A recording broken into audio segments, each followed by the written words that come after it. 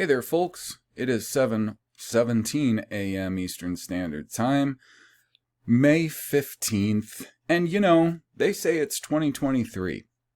But who knows? We'll see in time, I believe. Today, I want to talk about something that has been at the forefront of my mind for quite some time now. I've noticed this for a long time because, for one thing, YouTube doesn't seem to want to recommend anything to me but entertainment topics, and when they do recommend things that are, say, a little bit more educational, if you want to call it that, or technical, they typically tend to be those, the big outlets that definitely prescribed to popular narratives, whether it be science or engineering or technology, so on and so forth. In the same manner, when they recommend to me all of these entertainment, and let me make something clear, I appreciate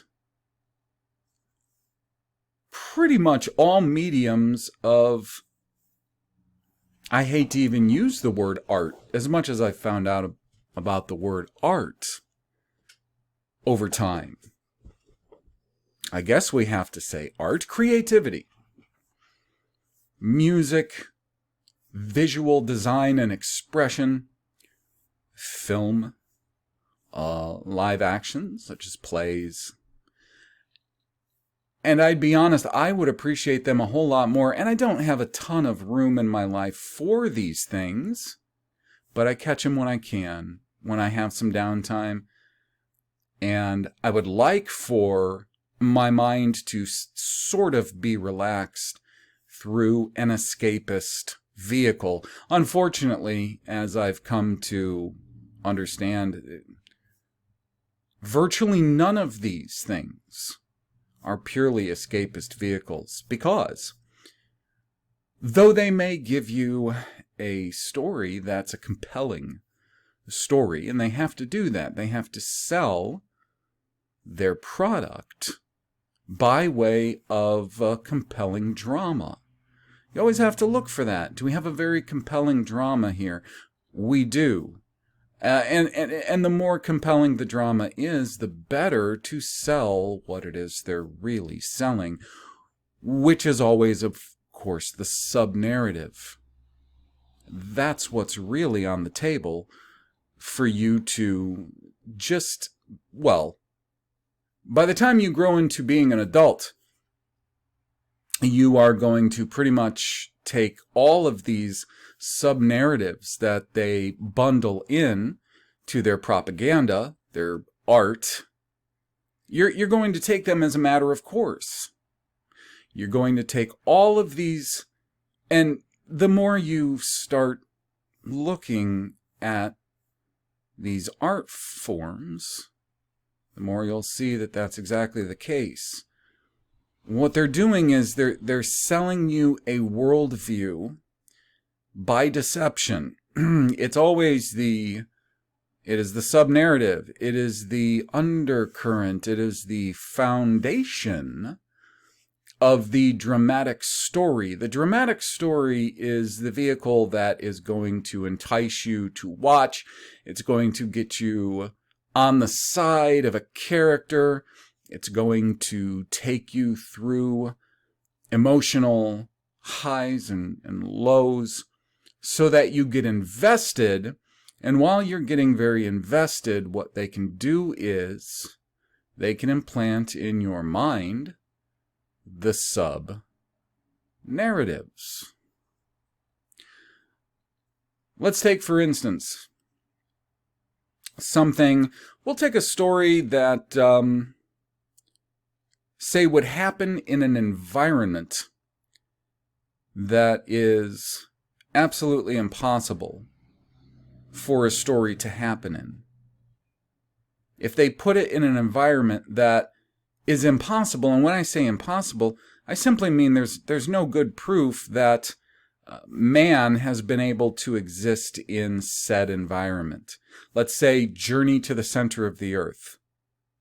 just that story, Journey to the Center of the Earth, brings with it the assumption that the Earth may be journeyed far into, thereby giving the reader the sense that the Earth has great mass beneath it, and one may journey far into it.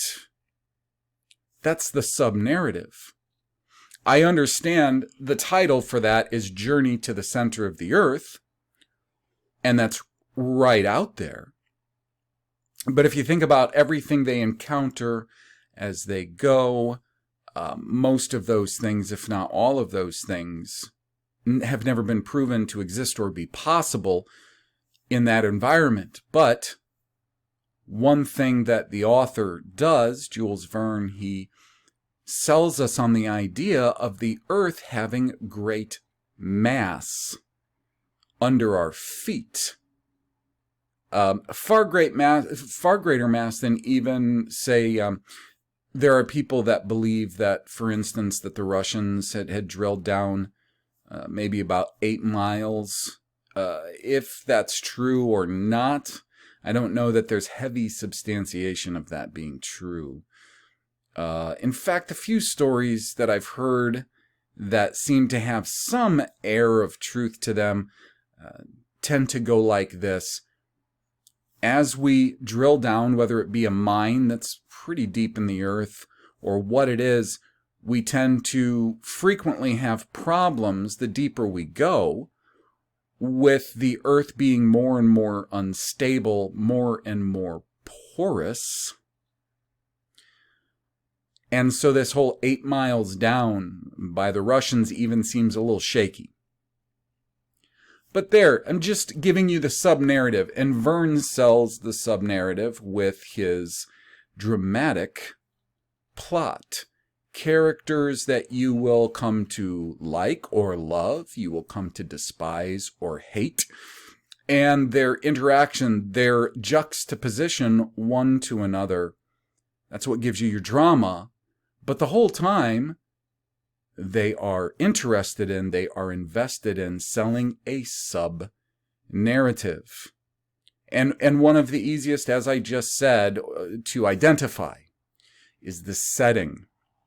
Whether the setting be on the moon, down in the depths of the Marianas Trench, in Antarctica, at the North Pole, whether the setting happened to be in America's Wild West in the 17 or 1800s, more like the 1800s, sometimes early 1900s, whether it be America's Wild East in the late 1700s, a la Last of the Mohicans, whether this be in Europe during various wars, wars whose narratives we have gotten from the establishment as far as who was fighting who, what were the details of that, so on and so forth.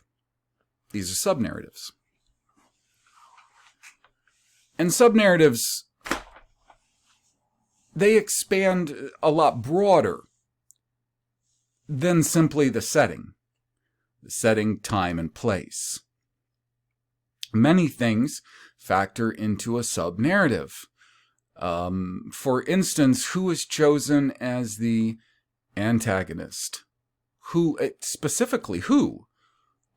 Race, ethnicity, gender. Who is chosen as the protagonist? Race, ethnicity, gender.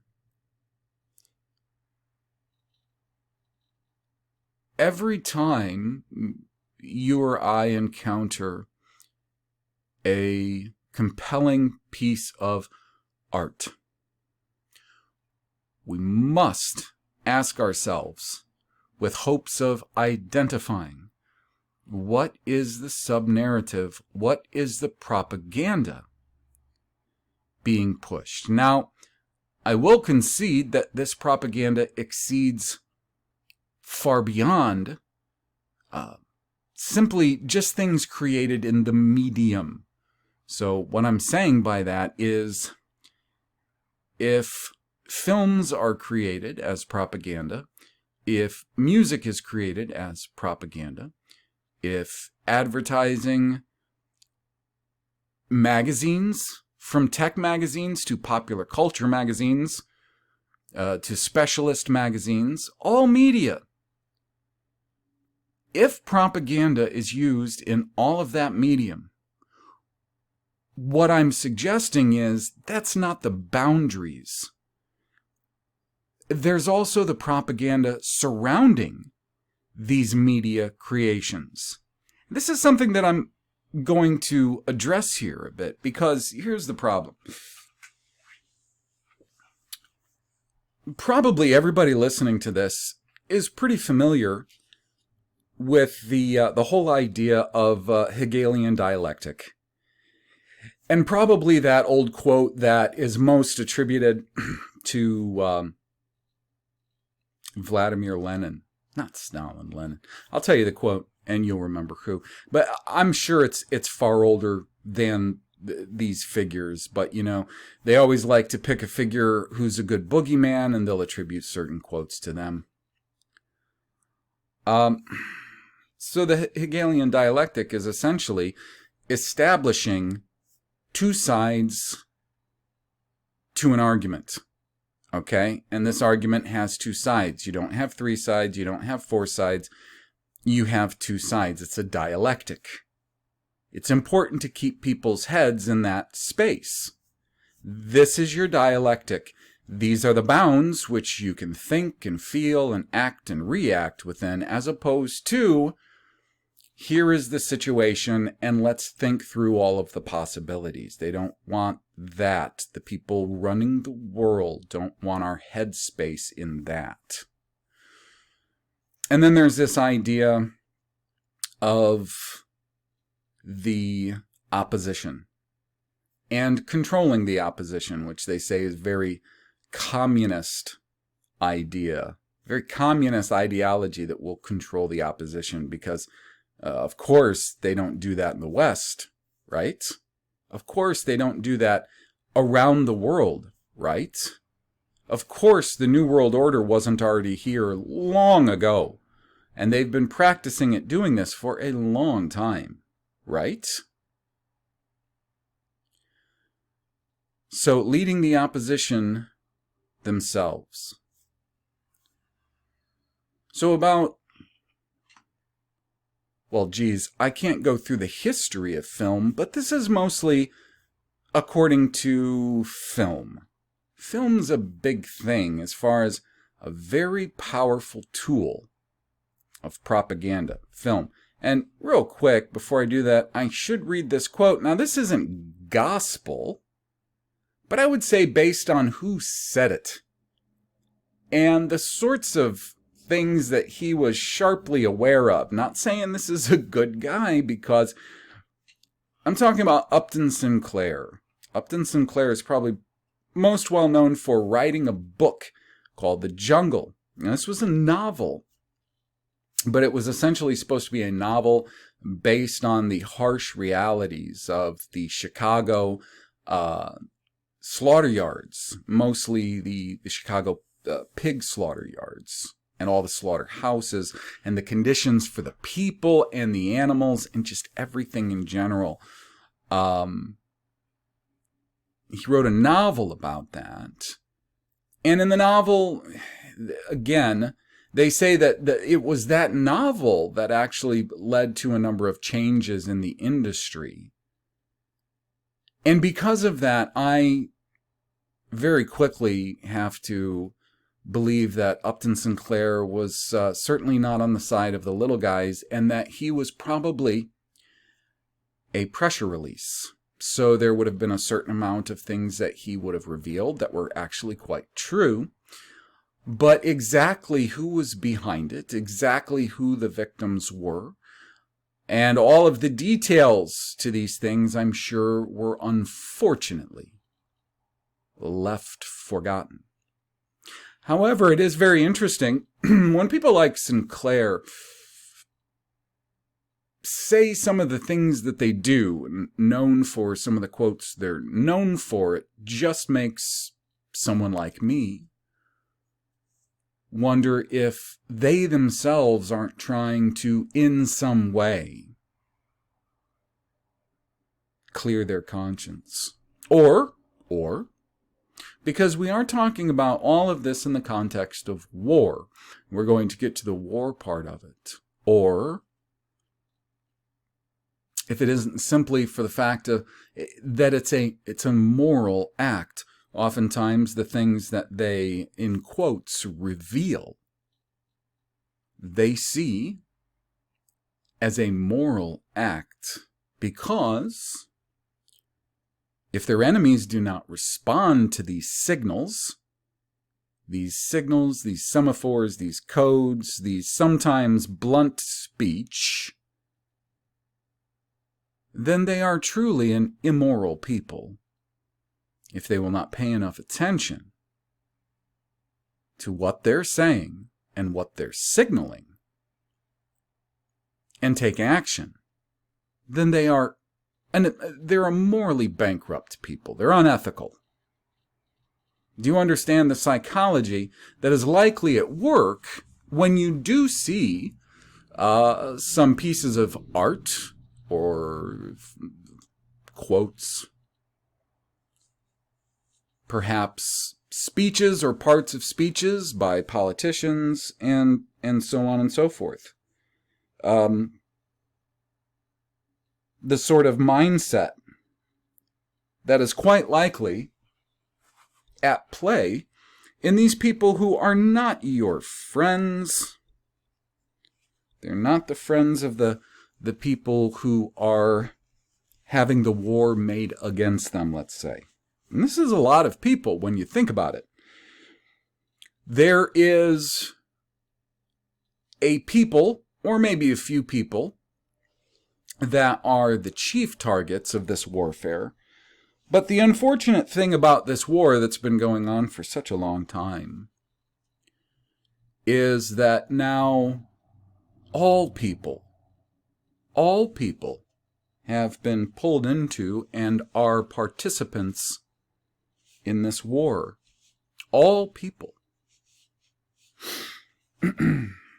A lot of the other people that are not chiefly the targets of this war are simply being used as weapons. They're being weaponized and they're being used as weapons of war.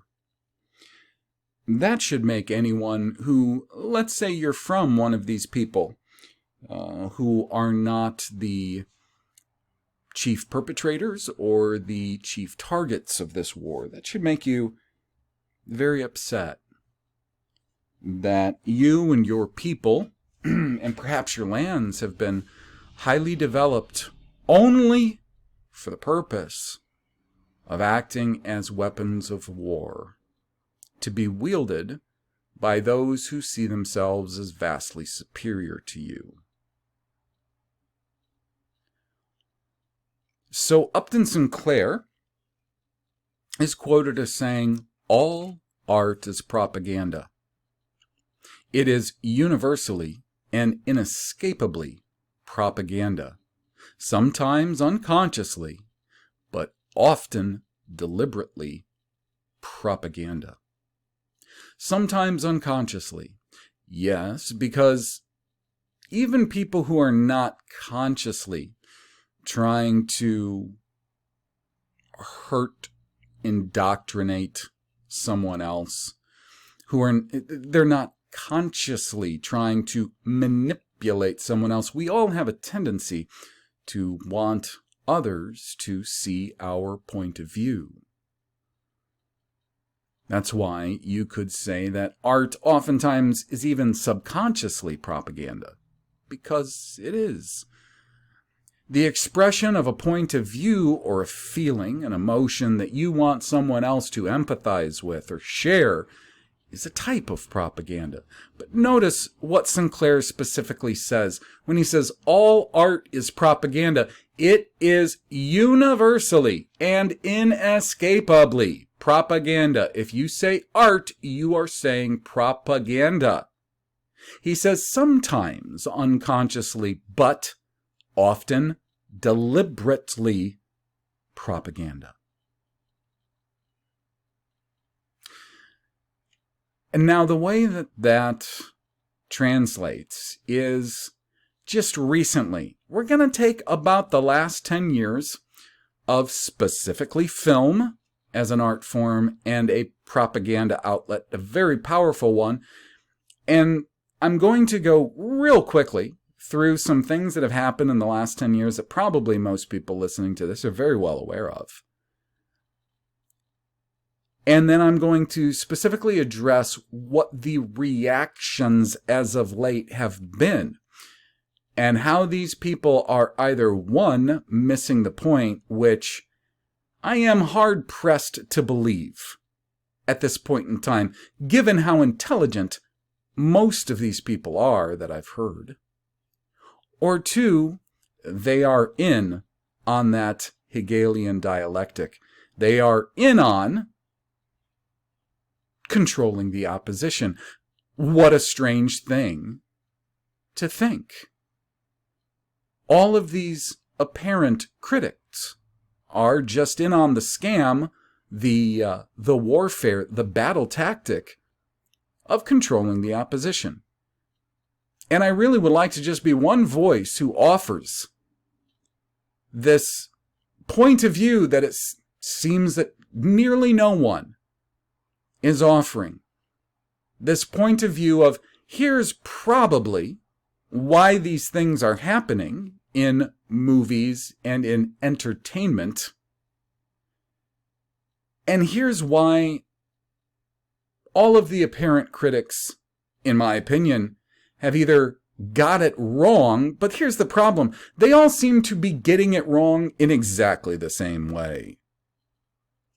And they seem to all be offering the same reasons for why these things are happening.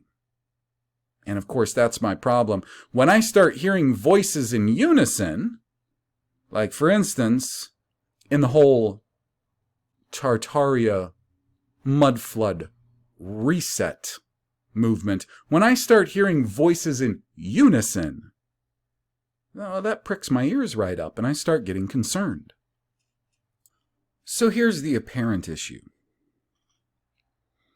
Most of you might have noticed that for some time now, more and more outlets and more pretty big outlets, we're talking about channels that while they appear to be single actors, essentially they appear to be just independent film, literature, and art critics acting on their own, oftentimes with hundreds of thousands of subscribers, now making critical videos about a lot of this media that's been going on for years now. Videos criticizing the gender politics, the race politics, the orientation politics of these things, and getting away with it on a platform specifically like YouTube, which, as everybody knows, is not necessarily a bastion of full freedom in expression. I think that's fair.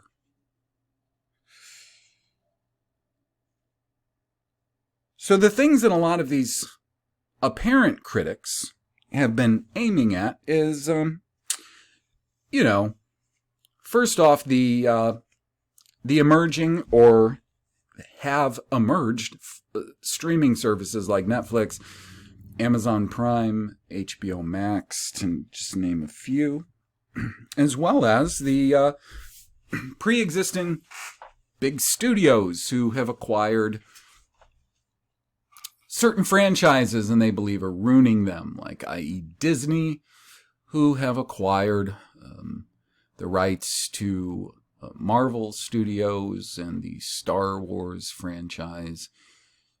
They have a problem with what happened with Game of Thrones, just more from simply, I guess, a writing. That seems to be one of the whiniest, but they'll still, some of them will point out beyond just being, fanboys and fangirls, we'll point out some of the politics in that. The politics of the day, that is. The message politics.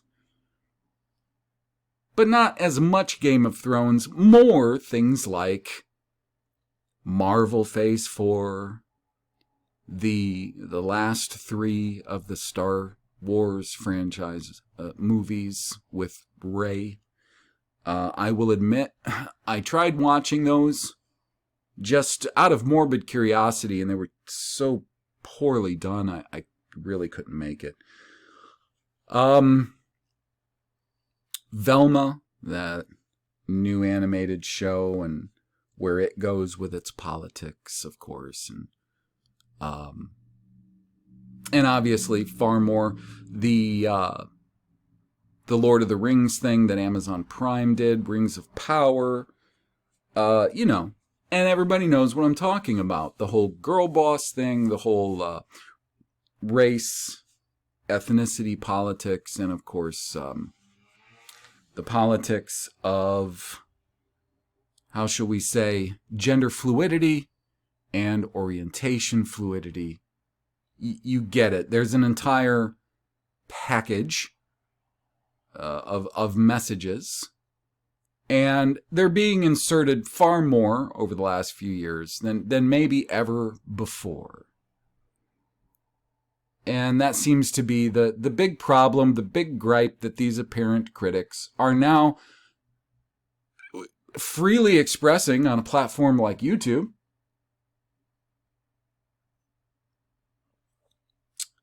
And here's my problem.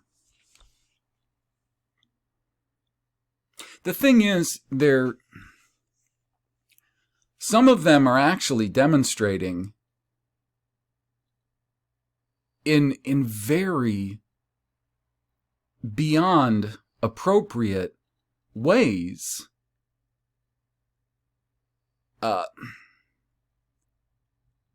just how thick these messages are. They're not even trying to hide it like they were doing for a long time. You can look back to movies, TV shows, and other forms of art. You can look back to ones from the 60s, 70s, 80s, 90s, and you can see it all there if you're looking. But lately, this is kind of the problem, is they're focusing heavily on lately, and they're also, almost without exception, injecting the reasons. Here's the reason why. Now, when they talk about, say, how much Disney has spoiled the because that's the other thing. It was so great. This is them. The Star Trek franchise was so great until they lost their way. I don't think it ever was. I said Star Trek, Star Wars. Star Trek's another one that has the sub-narrative. Star Wars. I think Star Wars was always detrimental because of the sub-narratives, and you know what they are. Okay, but they're all speaking in a relatively unified voice. They don't want to dig into these sub-narratives, the propaganda aspects of this that are deeper than what they're complaining about. And I mean, it's just so obvious what's been going on with these media outlets lately.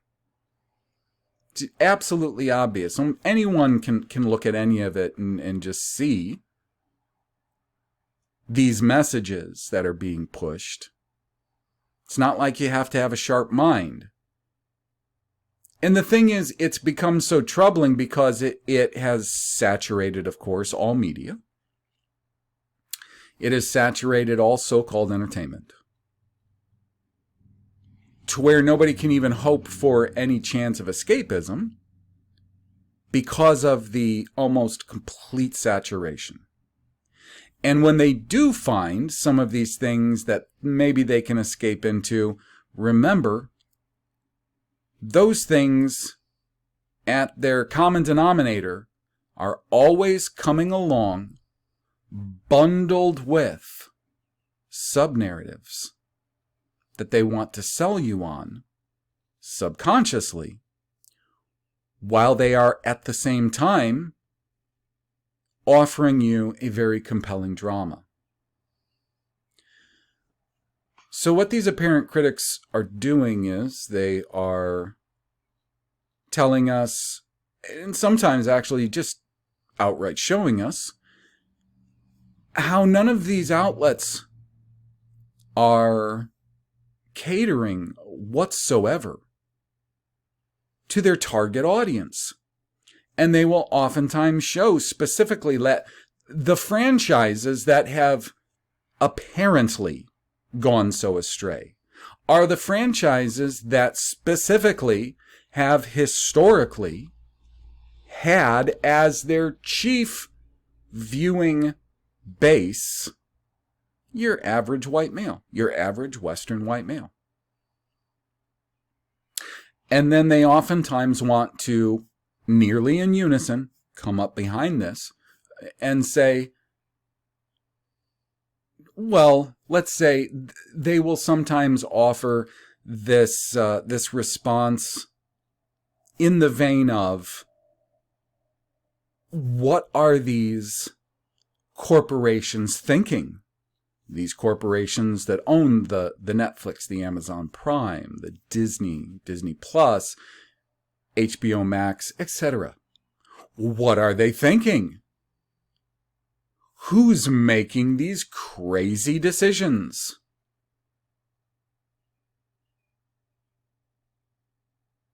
They've gone astray. They have forgotten their target audience. This is what they keep saying. How insane it is. They've fallen asleep at the wheel. They've fallen asleep at the wheel. Everything's so topsy-turvy with them. When are they going to get back on track? When are they going to see the error in their ways of pushing all of these political items? Is losing them money. Well, listen. They've known for a long time. They know right away. They know immediately. If these agendas so heavily inserted into these genres that are specifically, traditionally, watched by the Western white male, they knew right away that they were not going to be getting the sort of viewings, whether it be box office, whether it be home box office, whatever the medium is, they knew immediately. They have tools in place to find out just what they're bringing in monetarily. They didn't forget. All right? The accountants and the lawyers haven't forgotten what their jobs are, is the problem. This is what I'm saying. I'm saying this is the problem with what all of these apparent so-called critics are offering us when they tell us they're incompetent. What great incompetence! What great incompetence putting all of these angry female writers behind shows like She-Hulk and a number of others. What great incompetence putting this woman, this Kennedy woman, in charge of the Star Wars franchise. What great incompetence! They're so incompetent. When are they going to come to their senses and realize how much money they're losing? Because they're not catering to their target demographic. And this is where I say, you have to either be stupid or in on it to keep offering that as the reality that your viewers are supposed to accept? Oh, they've just lost their way. And I'm here to say they haven't lost their way at all. They haven't lost their way at all. Do you mean to tell me, John, do you mean to tell me that you're suggesting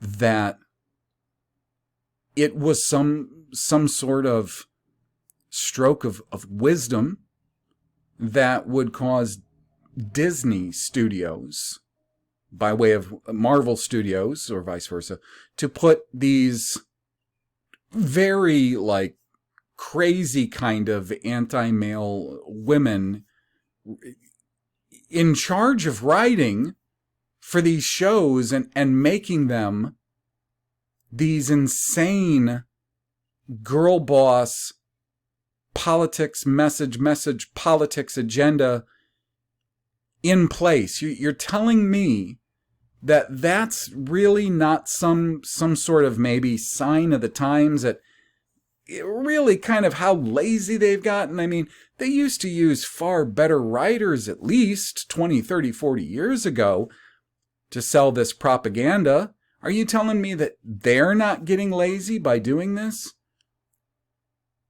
Yeah, I don't think so. I don't think so. I think they know what they're doing. I think they absolutely know what they're doing because, for one thing, Hollywood, the film industry is far, far, far too powerful a medium for the people ruling the world, who intend on continuing to rule the world, to allow that industry and medium to ever at any point in its lifespan operate independently. Ever.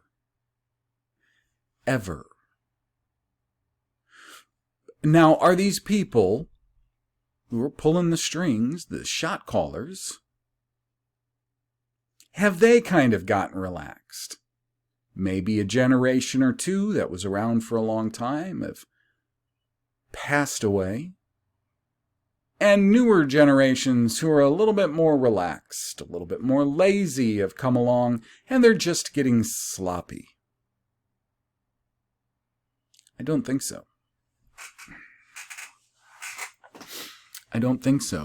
But I think they'd like us to think that's the case. Why? Well, I'm going to offer you something else that, like Upton Sinclair in that quote, it's not gospel, but I think we can take it for what merits it has. And that is The Art of War, apparently by Sun Tzu, apparently by a Chinese general. If you want to believe that, that's up to you.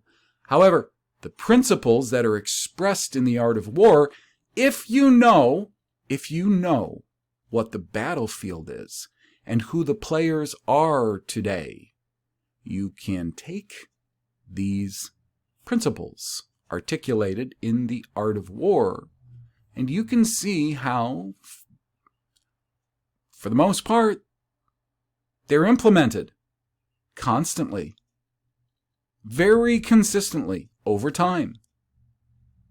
And I don't think that these people who are in charge of things have deviated a whole lot from this. Now, I'm going to take this from the first section of The Art of War. You can find this at suntzusaid.com. I'll put the link in the description so that you can reference The Art of War. This is going to start at point 18, and this is the first section of The Art of War. It's not super long. All warfare is based on deception. Hence, when able to attack, we must seem unable. What? When able to attack, we must seem unable. When using our forces, we must seem inactive. Again, I'm going to say it again because I want this to sink in. When using our forces, we must seem inactive. When we are near, we must make the enemy believe we are far away. When we are near to strike, we must make the enemy think we are far away. When far away, we must make him believe we are near. Hold out baits to entice the enemy. Feign disorder, as in fake disorder. Make your enemy see you as a mess. What are these studios thinking? Look at these terrible writers that they're putting in charge of these projects. Look at them forgetting about their target audience. What did I say here? What does apparent Sun Tzu say here? Hold out baits to entice the enemy, feign disorder, and crush him. If he is secure at all points, be prepared for him. If he is in superior strength, evade him. If your opponent is of choleric temper or bad-tempered, like somebody who can't control their emotions very easily, like all of us poor folk of the West have been trained to do, acting on emotion rather than logic. If your opponent is of choleric temper, seek to irritate him. Pretend to be weak, that he may grow arrogant. If he is taking his ease, give him no rest. Well, I can't understand economically. Why do I have to work all the time? And when I finally get ahead, when we get ahead, there's always more to get, because we're always advertised with, we should be dissatisfied with the car that we drive. We should be dissatisfied with the house we live in, the clothes that we wear. And we have to buy more, but it's okay because credit agencies, banks, they're there to extend us lines of credit so we can buy more things more easily, and therefore we have to work more and more and more and more. And when we're not working, we're working on ways to get more and more and more that we don't need. If he's taking his ease, give him no rest. If his forces are united, separate them. And we know how that works. We know how that works.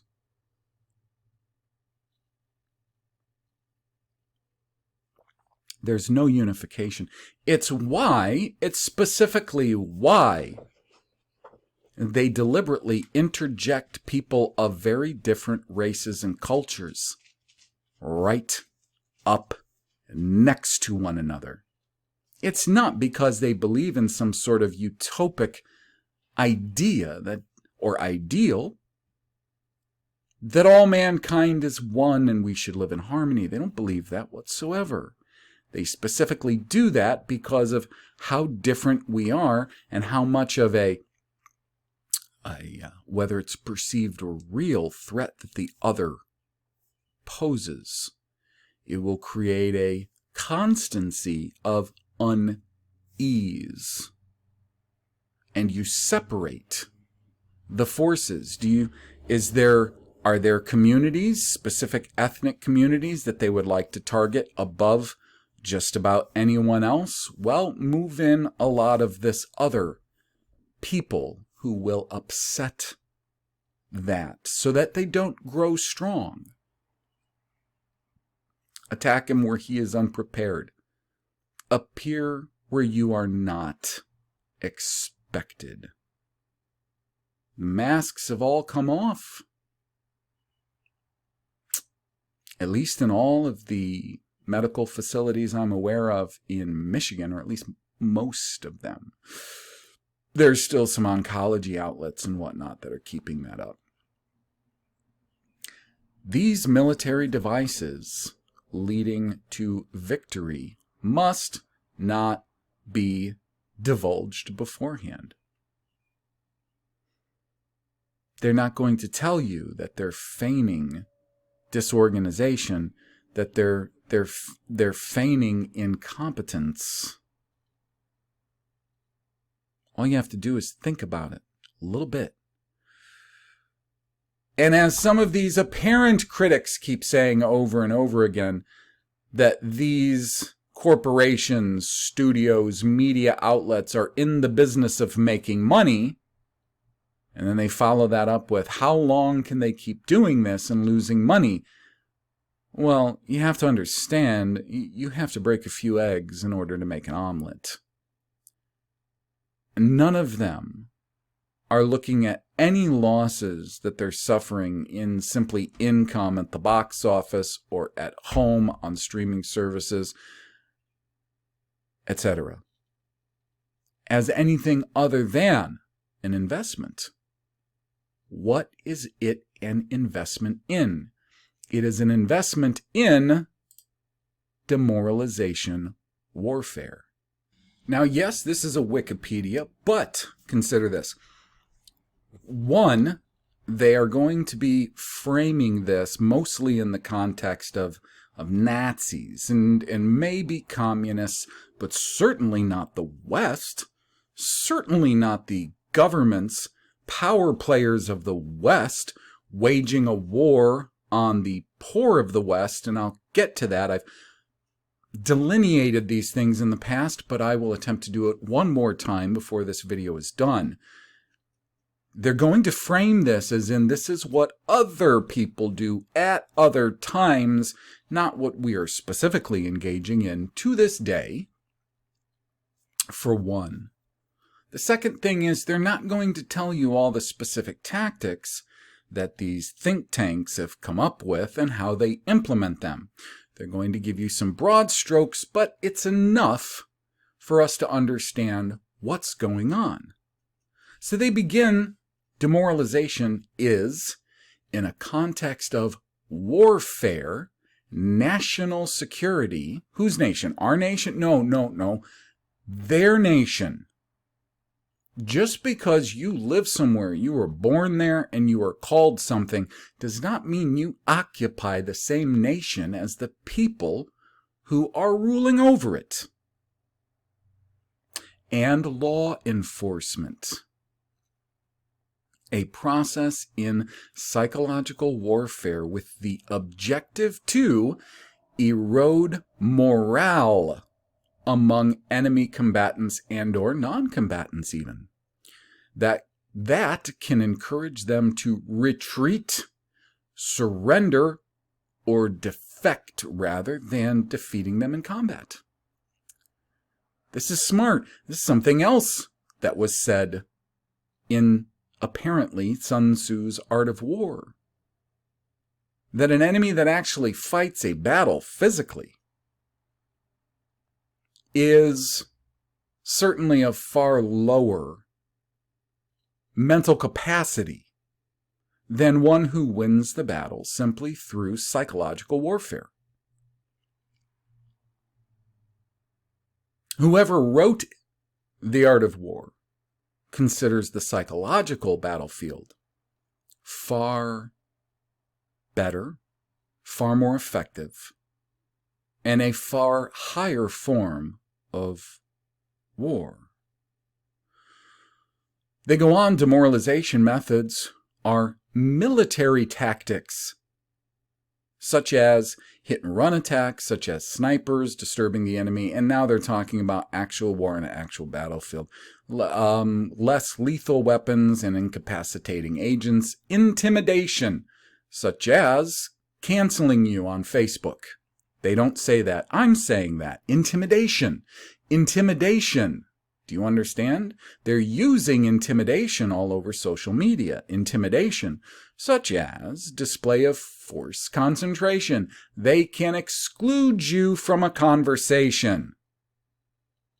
Some methods on the strategic scale are commerce raiding, strategic bombing, static operations such as sieges and naval blockades and propaganda. Now, again, this is done on a battlefield, but we have to understand what their battlefield is.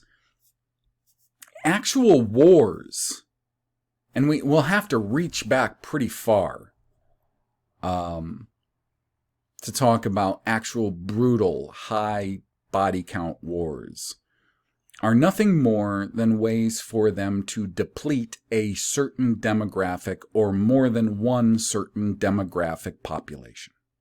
That's all the purpose they serve. That's all they're for. That's all they were ever for. For anyone uber patriotic out there who want to say something genuine happened in at least the last couple of world wars, World War I and II, you're fooling yourself.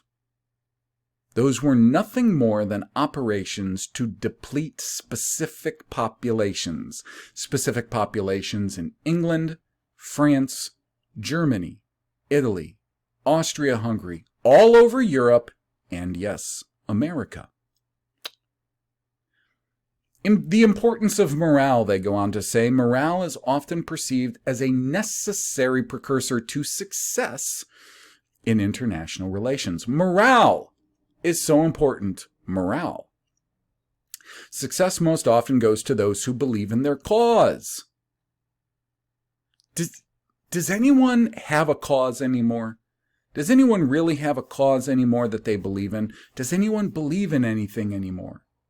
Does anyone even know anything to be absolutely objectively true that they believe in anymore? I think one of the biggest problems, especially for young people coming up now, the people in their late teens, the people in their 20s, what do they have to even believe in? Do they have any sort of a concrete center or cause? They have no cause. This is important. They say high morale can directly contribute to an economy of food, textiles, fuel, and other commodities, and to stimulate recruiting, employment. Now they're going back to putting this into the context of actually going out to a battlefield. And then there's this long quote by Jacques Ellul, which I'm not reading the whole quote because it doesn't really advance the topic very well. They do go on after that to say, though variations are possible, the most common indicators of high morale are what? Determination. How determined is anyone anymore? Beyond, say, the determination that the shills out there pushing their shilly causes have essentially weaponized these people to just get themselves caught up. That's pretty much the greatest amount of determination on either side. Whether the side be considered some kind of like uber racist cult, or whether the side be like the ultra liberal fighting for egalitarian causes. These people are all being programmed to assume one extreme or another, either which way, getting them caught up, either with the authorities of today or by going to war one against another. The most common indicators, yes, high morale, are determination, enthusiasm. I almost never see real enthusiasm anymore. I swear to you. People, they're so detached from passion. And they don't have this great passion because they don't have a solid cause. Self-confidence. No one has self-confidence. At best, if you find yourself in an interaction with someone else that appears to have self-confidence, I would pose to you the very high likelihood that they are either, if it's on social media, an actual shill, an actual agent, someone who's actually portraying a certain viewpoint or opinion very strongly for a specific reason. They're either being paid or they have an investment in seeing you demoralized. One, if it's somebody out on the street and they seem to be very confident, it could actually be that you're just interacting with someone who has been heavily programmed. They're not really confident, but they don't want to lose ground either. It's not real confidence. They're just putting up a front. They're bluffing. In most cases, they go on to say, and a relative absence of criticism or complaint. We're not seeing that either. Most people do nothing but criticize, complain, and about everything because they don't have any solid core. And when they do, again, they're just being polarized to believe in one bad thing or the other. What do you want?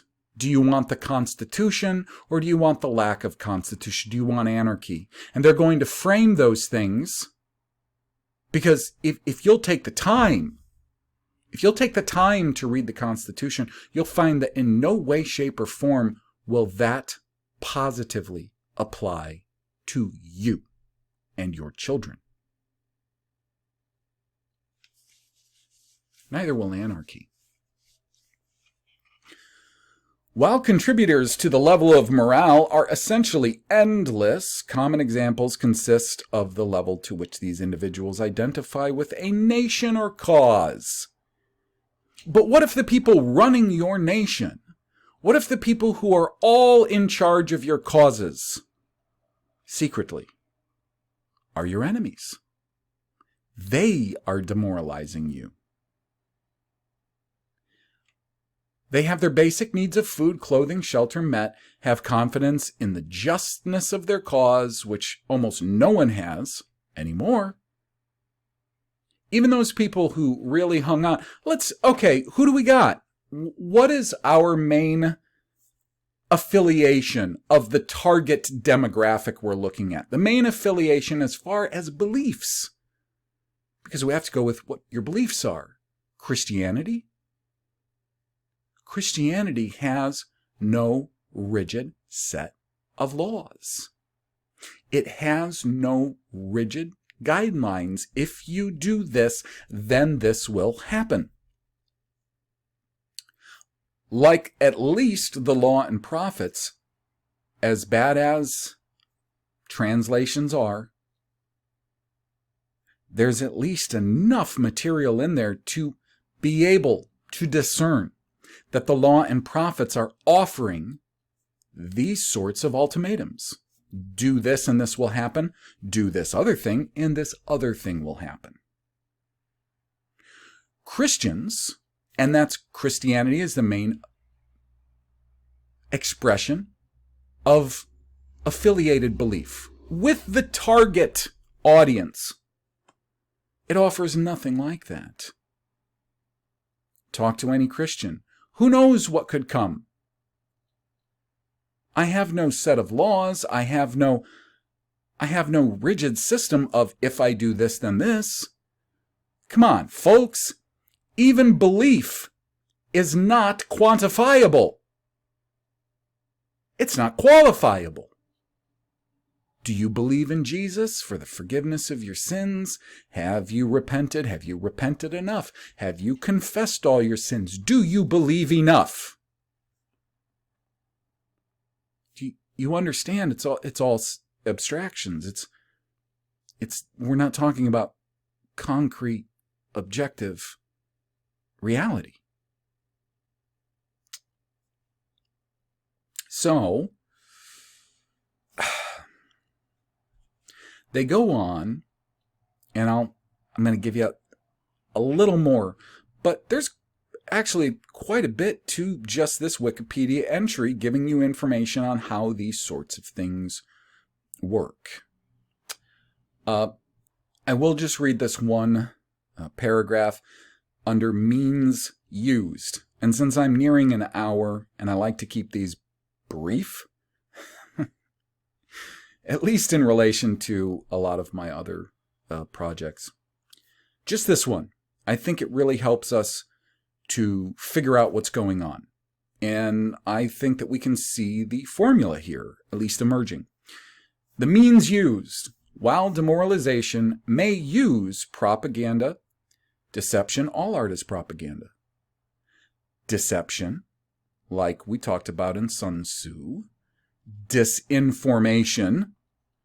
Agents of influence all over social media. Forgeries. Forgeries? Like, what kind of forgeries do you think? You couldn't be talking about, like, people coming up with books they say are history books, which really aren't history. You mean forgeries like that? You mean forgeries like the minutes of the elders of Zion? You mean forgeries like that? You mean forgeries like making certain people look like they are behind certain criminal acts who really actually aren't?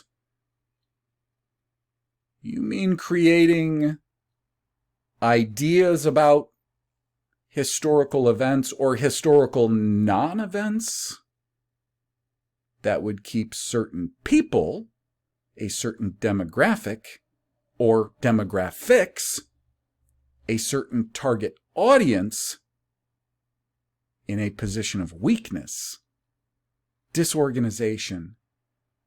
Keep them in the eyes of the other people that you are using as your weapons of warfare, as the bad guy. You mean forgeries that might work towards that end? Maybe. Or any other political warfare tool in isolation to accomplish its ends. A strategic demoralization effort will use more than one of these means as determined by its target. As determined by its target, like a target audience, and will not limit itself to the strict limits of attacking another belligerent's morale. Another belligerent, so whoever it is that they're targeting in their warfare. It will not limit the attack, or I'm sorry, it will not limit itself to the strict limits of attacking simply another belligerent's morale. They'll attack them in every possible way that, and this is, again, we could go back and refer to Sun Tzu, because in that book, the author says that as long as you stay with the basics of remembering the basics and how to wage war against another combatant, whoever your target is, then you should use all things which present themselves and are beneficial to your cause. Naturally, these people do not have rules of war other than they will stick to the rules regarding what works best. And I do also think that they try to keep themselves on a certain moral plane higher than their targets. Now, how exactly are they able to do that? That's a whole other topic in and of itself. But just because they're waging war, and just because they're waging a secret war, this might not mean that they are immoral above and beyond who their targets are in all ways. I think it's probably a pretty complicated subject how that works. It goes on, though, and it says, a strategic demoralization campaign will navigate what Harold D. Lasswell describes as roughly 3 avenues of implementation. Divert the hatred normally directed towards the enemy. And if the enemy is invisible, if you don't know who the actual enemy really is, then all they have to do is successfully use one of many different propaganda campaigns and techniques to make you believe the enemies. Who's the enemies? The enemies are the Germans. Well, the Hun in World War I, almost never called German, the Hun. They're the Japs, they'll say the Japs, the Nazis, the commies, Red China. Instead of the real enemy, waging war from inside our own homes. Next, he says, thereby denying a unified outlet of frustration. See, that's what I should have read that all together. Divert the hatred normally directed towards the enemy, thereby denying a unified outlet of frustration. If we knew, and if we could put faces to these people, and we had some kind of very objective, solid information to go on, and would become unified. Here's what's going on. And I'm not saying waging war back at them. I am saying attaining an understanding of what is really going on. Who is waging war? How they are waging that war?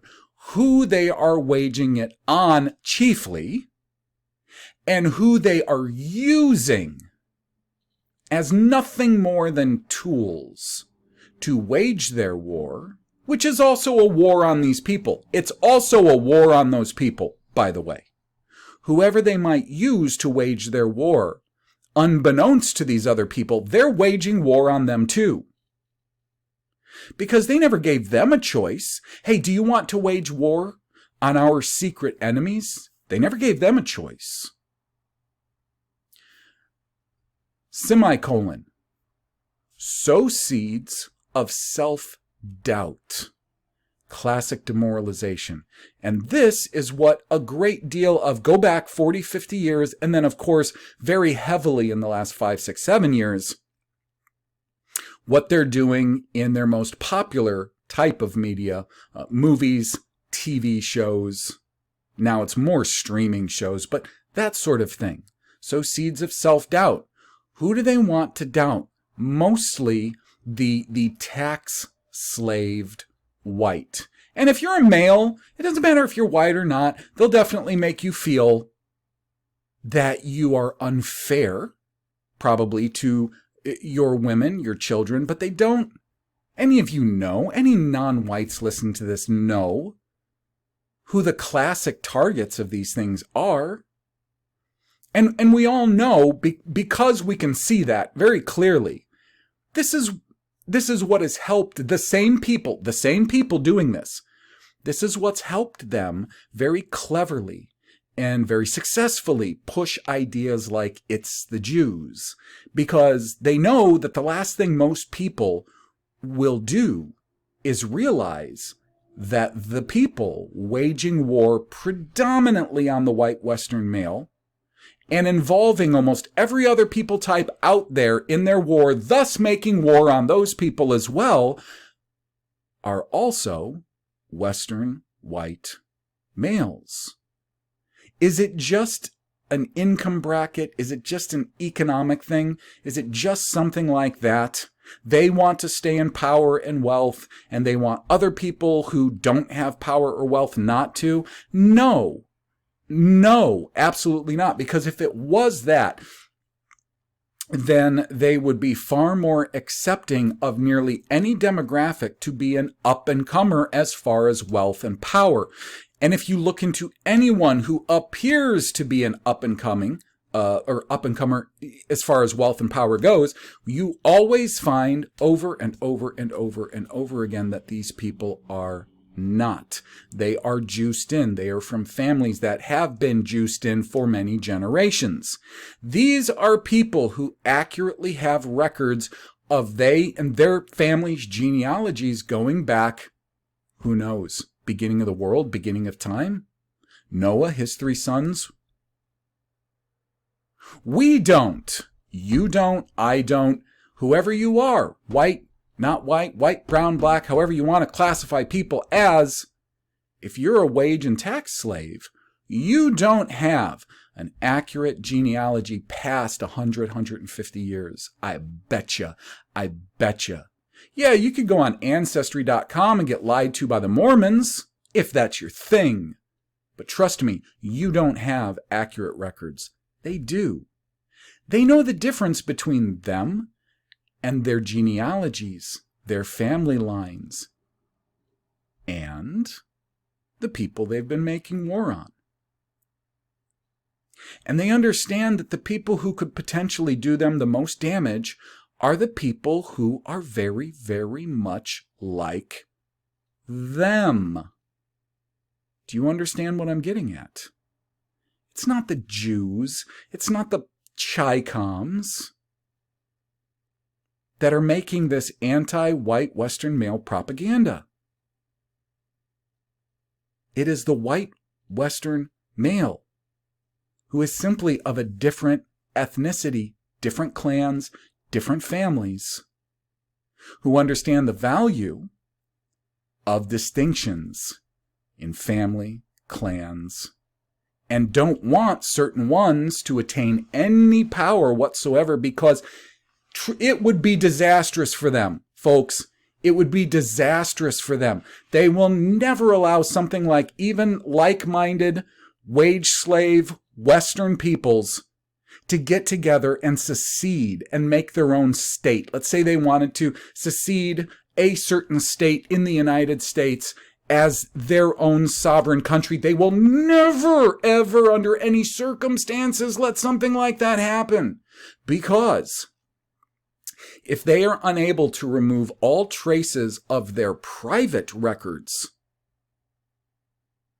all evidence that would lead those people who got together and wanted their own place, country, separated from their empire, their hegemonic empire, that people who started that independent nation would, before long, probably very soon, would begin to understand the actual extent of the war being waged on them and everyone. And they would be morally and ethically compelled to be at enmity with the people ruling the world right now. They can't ever let these things happen. They can't ever let it. They can't. They know there can be no peaceful resolution because of the history they have with their target audience and with every other people group they have used as a weapon or just a tool. They know there's no peaceful resolution because there can't be in a just world. They know that. They have to remain in power. They have to remain the legislators. They have to remain the repositories of quote-unquote truth, or things would go bad for them. And they know that.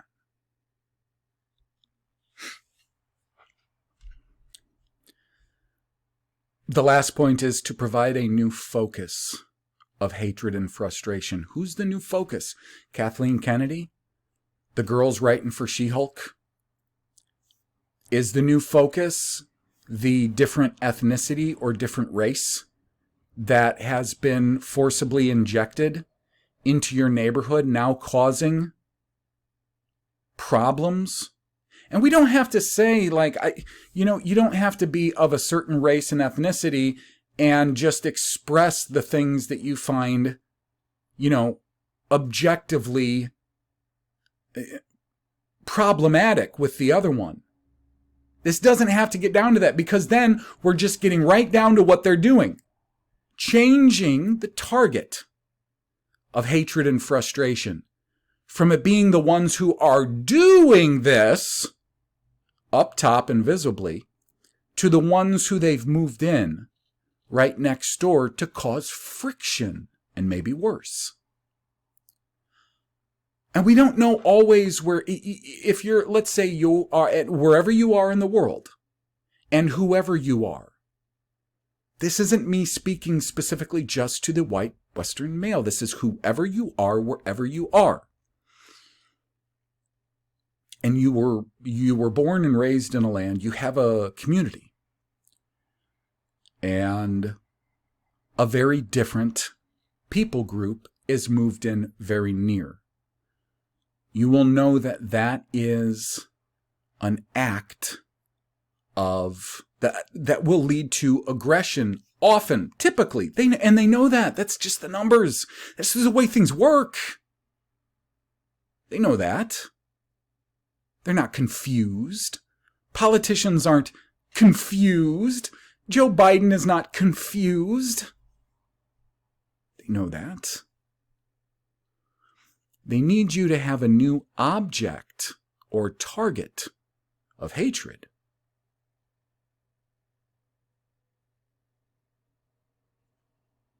That's what it comes down to.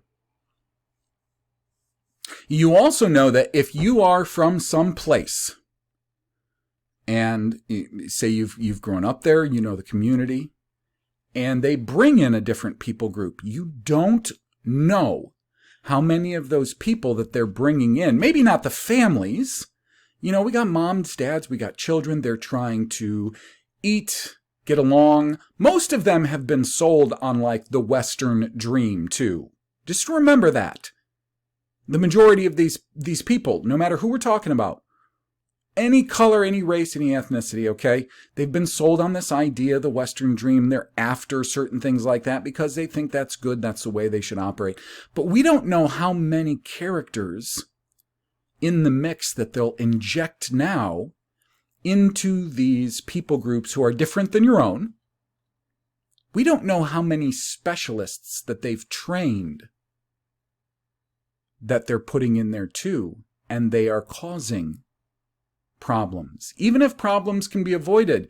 And, in a lot of cases, they can, because for any of you who've been around long enough, you know that all kinds of different people groups can actually exist, one on this side of the street and one on this side of the street, and be fine, as long as there aren't troublemakers, specifically violence, doing things like that, or trying to, and this is a problem and all of you know it, coming over and trying to take your women.